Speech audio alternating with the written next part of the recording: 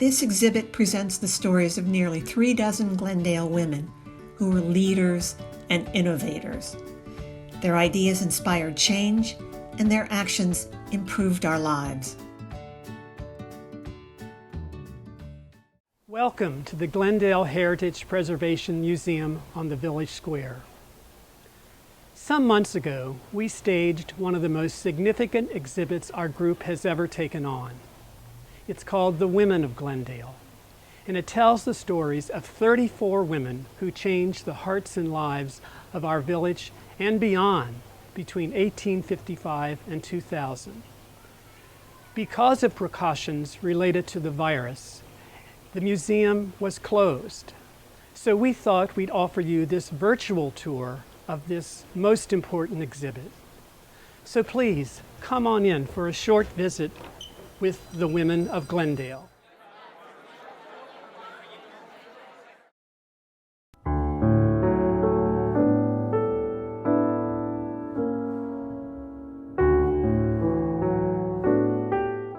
Doris Allen founded and directed the Psychological Services Department at Children's Hospital in the late 1930s.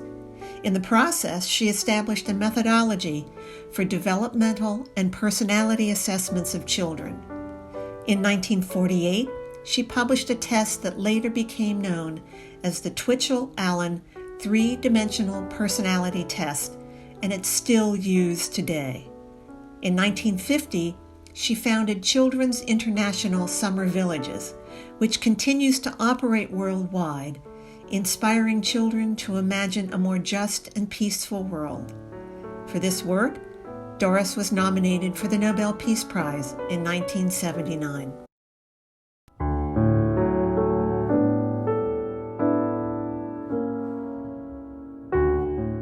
Glendale's first woman developer was MELNA BURCHENAL. In the early 70s, and a widow with 2 toddlers, she bought 25 acres on the south side of Sharon Road and turned it into a beautiful neighborhood called Little Creek.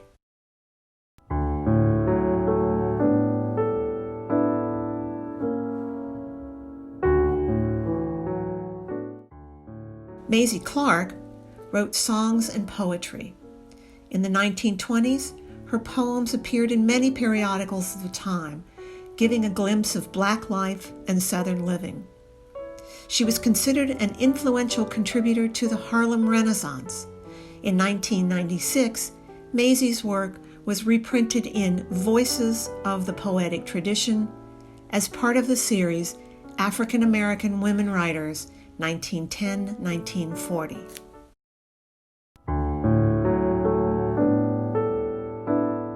Cecilia DeGuerre was the first woman to serve on village council.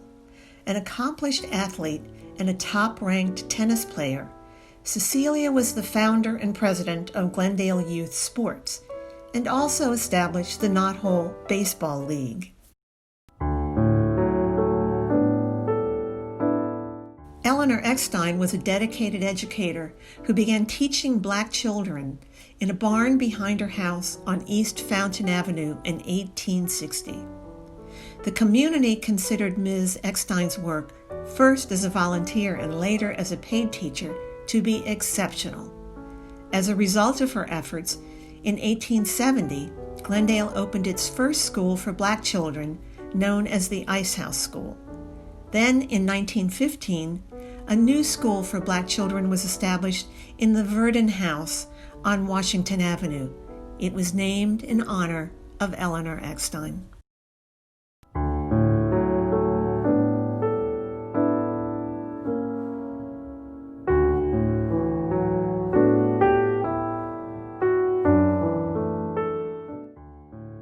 Nancy Floyd is a woman of firsts.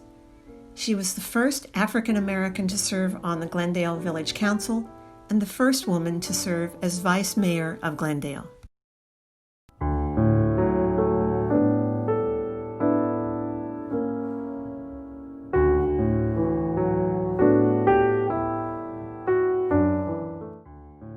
Jane Garvin was the head of the Food and Nutrition Division of the University of Cincinnati College of Education.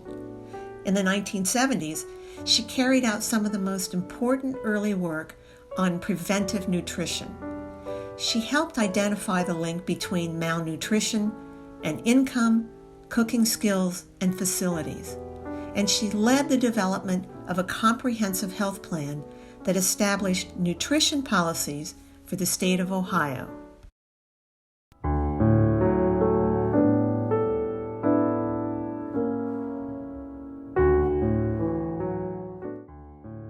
Doreen Gove is known as a gifted artist, baker, gardener, and community leader, but we celebrate her work in 1974 that saved Glendale's historic character and led to our National Historic Landmark designation.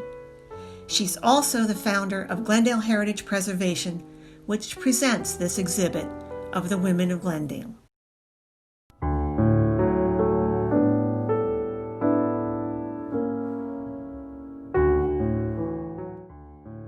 Mary Johnston was one of Glendale's greatest philanthropists. Miss Mary, as she was always referred to, was active in the Episcopal Church at every level, including helping to build the National Cathedral in Washington, D.C. She was a missionary in the Philippines, served as a battlefield nurse in World War I, and studied under Maria Montessori in Rome. A talented artist, Miss Mary gave the Cincinnati Art Museum more than 30 paintings that were valued in excess of $2 million.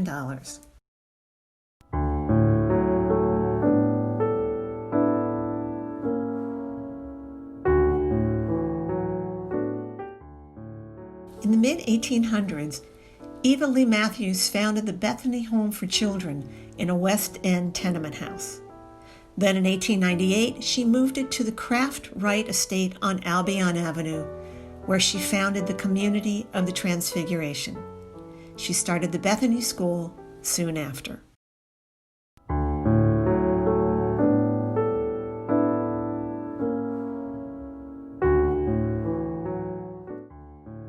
Kay MUIR influenced contemporary art like few others through her work as a creative and exciting colorist.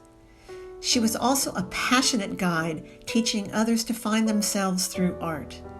In the 1950s, she was among the early advocates for contemporary art in Cincinnati and was a founder of the Modern Art Society, which was the forerunner of the Cincinnati Contemporary Art Center.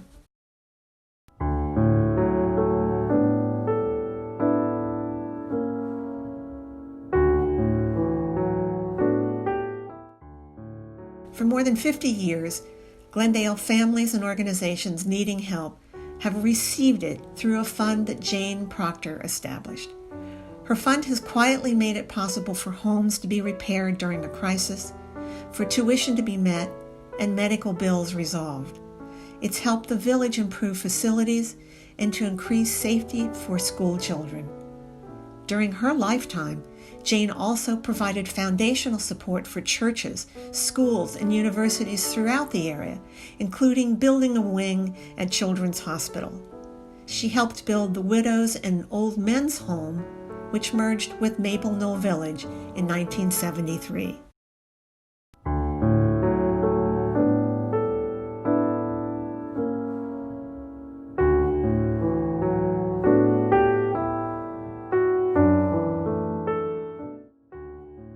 SHARDELOW was the founder of Glendale Youth Sports and served on the group's board for more than 20 years. She was also the first woman to manage an A-level sports team. Peg has served as a leader of Glendale Heritage Preservation for nearly 30 years, and in 1996, she was a project manager for the complete renovation of the historic railroad depot, where the group is headquartered.